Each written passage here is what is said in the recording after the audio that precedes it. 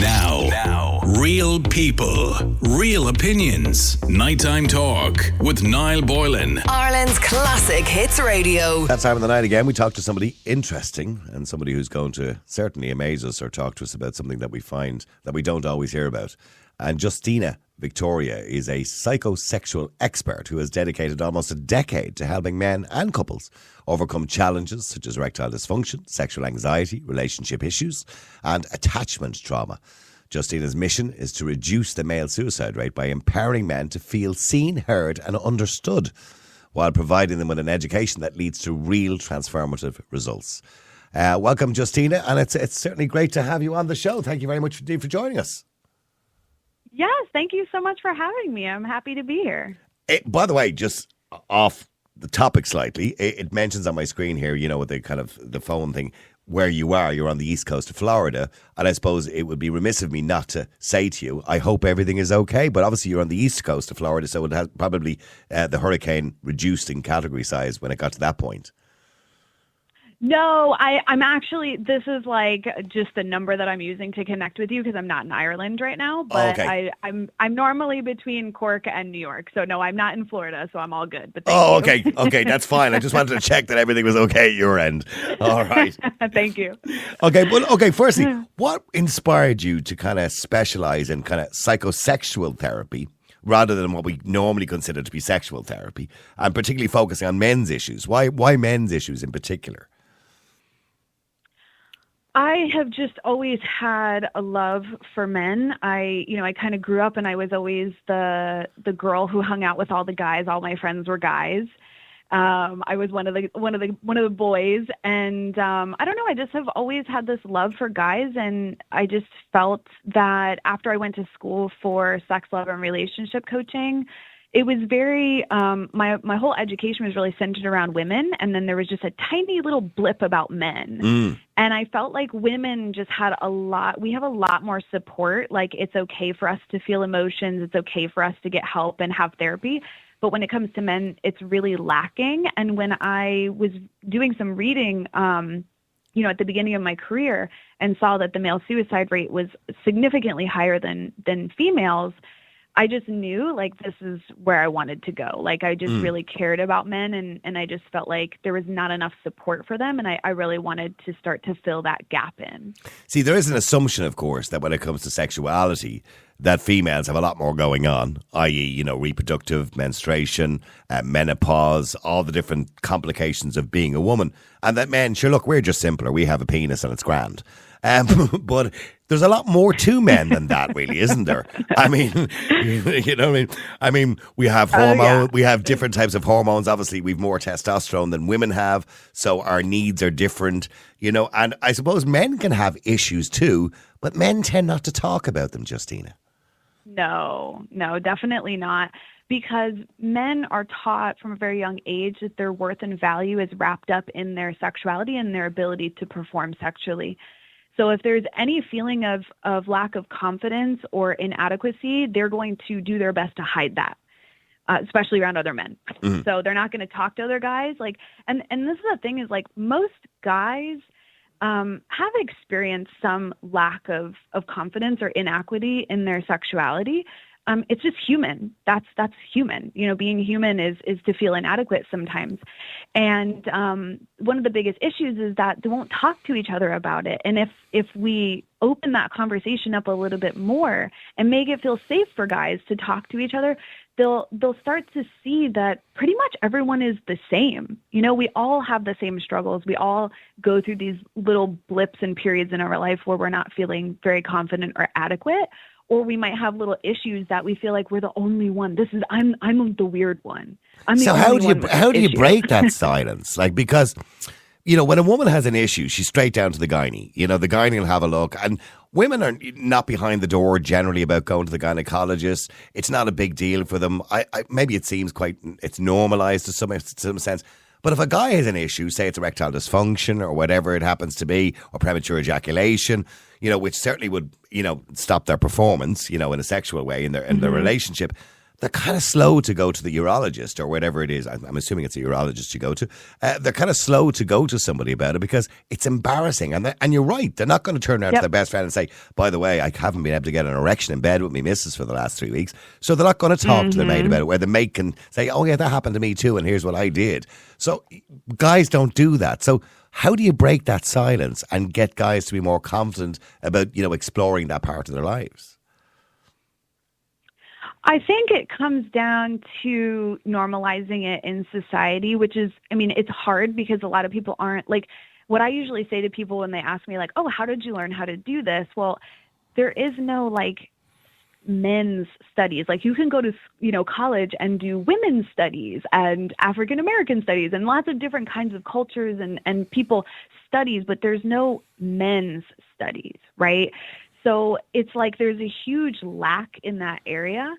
So like that's what I'm trying to do. It's just like there's not a lot of me out there. There's not a lot of people out there who are advocating for men because, right now we're going through this whole thing of like tear down the patriarchy. Men are the problem. They're destroying the world. And toxic masculinity. Toxic masculinity. Toxic masculinity. Yeah. Exactly. Yeah. But like when we talk about the suicide rate, right? And it's so much higher. And it's because like men, they don't have a place to really talk about things. And like I said before, especially with sexuality, worth and value are really wrapped up in sexual performance. So like you said, yeah, they're going to drag their feet going to the urologist. They're going to try to figure out like, can I fix this on my own without anyone else ever knowing about it? And if it's not until it causes them enough significant suffering that they seek help. And I'm typically last resort. Because I am assuming most problems when it comes to men, be it erectile dysfunction or premature ejaculation or whatever that happens to be, I'm assuming most of those problems, I imagine, are psychosomatic or can be, yes. In other words, they're not physical problems. Yes, 100%. With physical issues, it's pretty rare. I mean, you'd have to have like something seriously happening to your body, terminal illness, crazy blood pressure, like something really, really significant. Whereas like most of the guys come to me and they're like, they think there might be something wrong with them physiologically because they can't make the connection between their mind and body. Mm-hmm. So they're like, they get really freaked out. And a lot of the times it will also create almost like a health anxiety thing for them. They're like, oh my gosh, I'm not waking up with morning wood. I read online that means like something bad is happening to me, right? So then it creates even more stress and anxiety, which causes even more erectile dysfunction or sexual, performance issues and that kind of stuff. So, it's really interesting because as being I wish that I was more the first resort, because if guys understood that their nervous system gets kind of tripped when they're weirded out about something or they're stressed out about something, and they understood that that's normal functioning, that's optimal functioning. Like if you're getting erectile dysfunction after, having a really stressful day, or you had some kind of intense event happen in your life, or a death of somebody you love, or a breakup or whatever, that is normal functioning because the nervous system shifts into different branches, and different branches produce different effects on the reproductive But it can have a massive effect on a relationship because the guy is there lying in bed, his wife or his girlfriend is getting a bit amorous, and all of a sudden he's thinking to himself, it's not happening. Why isn't it happening? Why isn't it getting bigger? Why isn't it? Oh, please, please. She's going to think I'm not attracted to her anymore. And then the more they think about it, the worse the problem becomes. Then because the worse they get. That's actually what you're describing is actually a secondary response. So the initial stress response is causing reproductive impairment for whatever reason. Could just be a stressful lifestyle or whatever's happening trigger that initial reproductive shutdown. But then when that happens, because of all the conditioning and the fear around like worth and value and sexuality for men, like you said, immediately there's this, oh my God, what's wrong with me? Oh my God, my partner's going to leave me. Oh my God, I'm not a man. Oh, how am I going to fix this? What if this keeps happening? Blah, blah, blah. Right. So there's a secondary stress response that follows up that initial stress response, which is causing let's say it's erectile dysfunction for the example, right? And then they get stuck in this loop where the longer it goes, where they're not getting the outcome they're trying to achieve, the more intrusive thoughts they have, the more stress they have, the further away they get from reproductive function. And it just causes this really it's like a intense domino cycle. effect, isn't it? Yeah. It's a domino effect. And because they don't understand why their brain or body is functioning that way, right, they can't fix it. So they try to do it on their own, and maybe they take pills. And one thing that I have found over the years that is really interesting is that the pills, right, if you're going to take like Viagra, for example, they only work to the extent of the narrative. So the more stressed and freaked out you are over your erectile dysfunction, the less the pills work for you. In other words, So the pill like only physically helps you. The pill is not going to make you sexually aroused. It won't physically help you. No, it won't physically help you. If you're like, the level of stress equals the level of function that the pill will offer you. So it's like if you're at a level 10 of fear of erectile dysfunction, then the pill's not going to work. If you're like a 5, sometimes the pill will work for you. If you're kind of like a 2, 3, I don't know, and you take the pill, it will likely work for you every single time. So it's really interesting because the stress response, it's kind of like, the way I describe it usually is like, you know when you drink alcohol, right, and you have a buzz or you're drunk, and then something really stressful happens, and you kind of like snap out of it almost? Yeah. That stress response almost like, impairs the alcohol in your system. It like prevents the alcohol from doing what it's doing, like altering your brain function.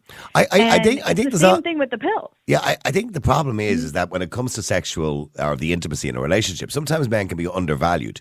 And I say that as a man because what happens is with a woman, for example, if she's not performing, so to speak, or things aren't working quite as well as they should, or she's not aroused the way she should be, she can still go through, with a sexual act and an intimate act with her husband or whatever it is, because there's no real pressure.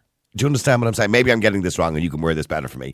But with a guy, he has to perform. So there is a kind of a lot of focus on him doing the performing for the actual sexual act to happen. So there's a huge amount of pressure, isn't there, on men too to perform. And I've talked about, pornography on the show many times, and we talk about the unreasonable expectations of women constantly all the time, that porn is wrong, porn is bad, it gives unreasonable expectations of women.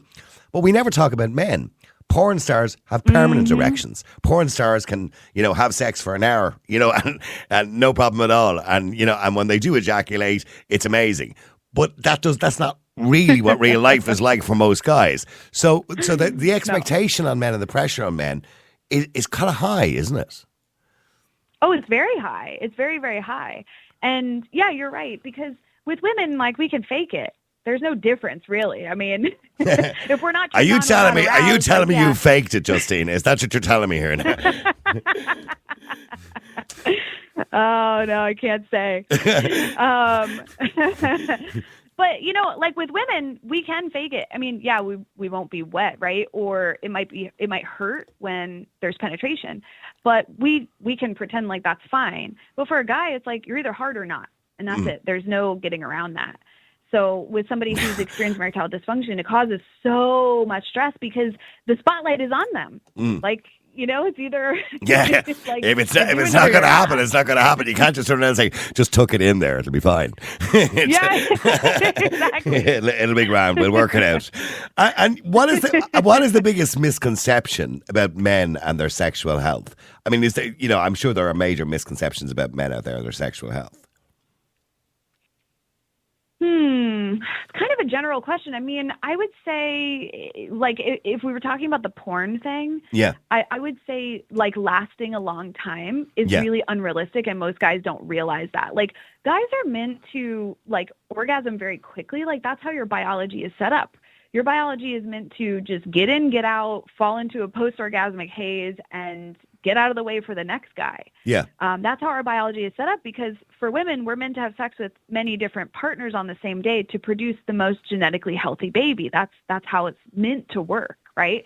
So like guys always come to me like, oh my gosh, I orgasm in 2 minutes or 30 seconds or 5 minutes. I'm like, yeah, that's normal. Your body's functioning normally. And they're like, wait, what? Yeah, I'd like it to last longer, please. Yeah, exactly. And that's the thing. You can train yourself. So like when you're born, you can't run a marathon, right? Like, you can't just do that as a human. You've never trained for a marathon. You can't just go run 25 miles if you wanted to right now, right? In a healthy way. But you can train yourself to do that. And it's the same thing with lasting long, right? You're not going to naturally just be, and some guys can, right? Some guys have a little bit more desensitization, right? Especially if you're doing it for a living. Right? So you're a porn star. To do that Mind you, the porn stars have the facility of editing the video afterwards, which always may help. Exactly. Sure. You can't edit your bedroom. Right. But you know what, though? The fact of the matter is the porn, if you watch like a typical video online, it's usually like 8 minutes long. It's not long. Like, there's no hour-long porn videos that people are watching. So, apart from the ones years ago where the plumber used to come to the door. But they always lots of foreplay. I mean, I used to always wonder, where's the storyline? Man, I want to see the storyline. I mean, in relation to guys and our libido, we focus very much on women's libido, particularly if it's women in menopause, for example, where we treat them with HRT or whatever it happens to be to try and help their libido. Men's libido can also be affected throughout life. Men go through what they call the andropause, which is kind of similar to menopause in a sense that their testosterone starts to reduce from the age of 30. And surprisingly enough, scientists don't understand, but it increases again when they get to 65 or 70. So how do we address that? Or do we even address that? Are guys afraid? Because the guy is there in the bed with his wife, and probably 5 times out of 10, she's not in the mood, but that's okay. But, on the times that he's not in the mood, she's kind of thinking, he mustn't love me anymore. So he's expected to perform on demand. Yeah. So, but if his libido is not there, how can he improve that? Well, it would be down to getting the nervous system regulated, right? So looking at how much stress are you experiencing on a daily basis, and how can we activate what's called the ventral vagus? So that's a branch of our nervous system that produces elevated emotion and oxytocin. So we want the body to be functioning optimally, especially when it comes to hormones. Cortisol, which is our stress hormone, has an inverse relationship with testosterone. So the more stress hormones that you're producing, the less testosterone you're going to have. And in my opinion, right, this is not scientifically backed, but just by working with guys for a long time, when you hit your 30s, that's kind of like where you're starting to peak when it comes to career. I think that's the time when you're starting to have kids and you're settling down. You have a lot of shit on your plate. You have a lot of responsibilities. You're the head, you're the head of the household. You're the provider. You've got a lot of people who are looking to you to take care of them, which is pretty typical for most guys in their 30s. And, this kind of correlates with the time that testosterone is starting to drop a little bit. So, when I work with a guy and we're looking at trying to build his libido or bring his testosterone levels up, we're looking at regulating the nervous system, helping the ventral vagal to come online and stay online. And the way that we do that is looking at what are the needs that he has in life that are going unmet. Is he eating, properly? Is he drinking enough water? Those basic needs, but then are his connection needs getting met, right? Is he getting enough physical touch? Is he getting enough sleep and rest and downtime? Or is his brain just all day long? Because if that's what's happening, right, body's going to be producing high levels of stress hormones, cortisol, adrenaline, and that's going to have an inverse relationship with testosterone. Now, testosterone, in my opinion, is not really like the big core. Like a lot of people are like, testosterone. We have to. Well, do you think that's a bit overrated? Is it? It's not that it's overrated, but like I just feel like the body is a little bit more complex than that, and there's more hormones, there's more chemistry that's happening in the body than just testosterone all the time, And so like really looking at the system from a holistic standpoint of helping them, because once the nervous system is regulated and it is functioning optimally, it's going to produce hormones in an optimal way, right? Whether that be a certain level of testosterone, certain level of oxytocin, there's lots of different hormones that we have that need to be regulated by the body, and the body knows how to do that. We don't need to really interfere with that process. We just need to help the body be able to do what it does efficiently. And do you think that makes sense? Do you think men get enough affirmation in relationships? I mean, we believe it's important for women to get affirmation. Women telling, the guy tells the girl, "Oh, you look beautiful tonight. Oh, you look gorgeous. Oh, I love the way you're dressed tonight. We're going out, and you look beautiful." But it tends not to happen. From talking to guys, it doesn't happen as much the other way around. Does that make a difference in a relationship? Do guys need to be told things like that? Do they need to be told, "By the way, you were great in bed last night"? Do they need to be told things like that? They do. And the thing is that this is kind of a loaded question, though, because it depends on what you were modeled as a child. So if you were raised in a family that did not ever use words of affirmation, then receiving words of affirmation is going to feel really weird and uncomfortable for you, and you're likely going to push that away. Okay. Even though you need it. We all need that. We all need praise. Praise is so important for us and for our sense of self and down-regulating our stress hormones and all of that. But if it wasn't modeled to us as children, it can actually be kind of stressful and uncomfortable. And then add in the conditioning for men where it's like, you don't kind of go into softness as a man. There's no softness. There's no praise. It's just grind through life, be a provider, and suffer, and that's your goal. Yeah, and get an erection. Hard. Get an erection when it's needed. And be hard. Yeah, exactly. Hard emotions, hard body, hard dick. Yeah, exactly. Okay, so in relation to what and I mentioned at the very start of the show there that you believe that healing sexual trauma or dysfunction plays a role in lowering suicide rates. Now I know suicide rates is a lot more complicated than that in the big scheme of things, because you talked about guys having this feeling of being providers and all that kind of thing. That all adds to it as well. Sometimes if they can provide, they feel they've failed. If they can't have intimacy, they feel they've failed. So where's that connection between sexual trauma and dysfunction and suicide? Where is that connection? Well, I wouldn't even say sexual trauma. I would say attachment, because attachment itself is what develops our brain and nervous system in a healthy way. Mm-hmm. Without that, our brain and nervous system cannot develop properly. So we will end up with chronic mental health and physical health issues and addictions and all kinds of stuff when we grow up with insecure attachment. So as an adult, it's extremely important that we learn to get our attachment needs met in healthy ways, because that is what activates the nervous system and brain to function in a proper and healthy way. And that's what downregulates our stress response and allows what I talked about before, the ventral vagal, to produce elevated emotion. If you're walking around and you're thinking suicidal thoughts and you're having, you're feeling depressed and anxious and having panic attacks and OCD and all kinds of other stuff, then we know the system is not functioning properly. Mm-hmm. And that, yes, that can be caused by other things. I'm not saying that attachment is the one and only thing, but it is a huge piece. When we feel that we are loved, that we matter, that we're supported, that we're part of something bigger than ourselves, that we belong, the likelihood that we want to end our life is going to be very slim. Just finally, do you think we're changing? I know society has huge expectations around masculinity, et cetera, but do you think we're changing as a society? Are men becoming more open without losing their masculinity? Because I hate this idea nowadays that we're trying to get rid of masculinity in some way, or that all masculinity must be toxic, because that's not true at all. There's nothing wrong with femininity. There's nothing wrong with masculinity. In my day, by the way, masculinity, my father would have been out the back garden, with a pickaxe, chopping wood, with no shirt on. That was masculinity. But masculinity has kind of changed somewhat. So do you think are men becoming more open? Are we starting to talk a little bit more, like we're having this conversation tonight? Are they starting to talk a bit more?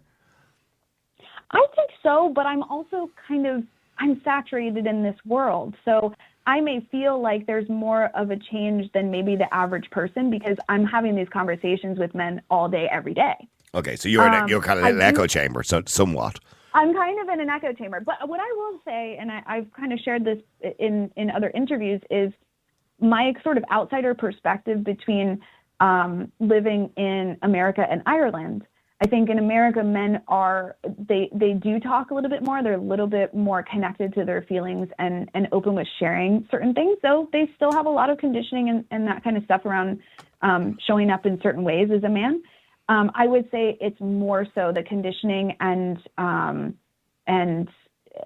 the disconnect from wanting to talk about their issues and stuff is stronger in Ireland for sure. Yeah. I think there's definitely more work that can be done. Well, it's taken us a long time in Ireland to kind of get rid of those kind of shackles of shame that we've had for many, many years. And that includes women too. I think 50 Shades of Grey did wonders for women in Ireland, by the way, can I just point out? I think we need another version of that for men, to do wonders for men too. You are right. There is this kind of, particularly rural Ireland, kind of, masculine thing that they just don't talk about that kind of stuff. Do you know what I mean? It's kind of real Irish, isn't it? But people are usually very surprised because they'll ask me like, oh, you work in Ireland too? Like, oh, what's that like? And typically about half of my clientele is Irish men. And really the only difference is that they're just a little bit more like freaked out by me in the beginning. Whereas like American men will just like approach me and be like, I have this problem. What do I do? Yeah, well, you have a quick look at me penis here, yeah? See, does it look okay? Oh my God. And Irish guys will be more like, hi, like, what's your deal? Like, they want to kind of understand like what what I'm doing before they share anything with me, And are they less likely to go to a female than go to kind of lads? When they have a problem downstairs, they kind of think, I want to see the male doctor, please, because they kind of feel embarrassed going to the female doctor, don't they? Yeah.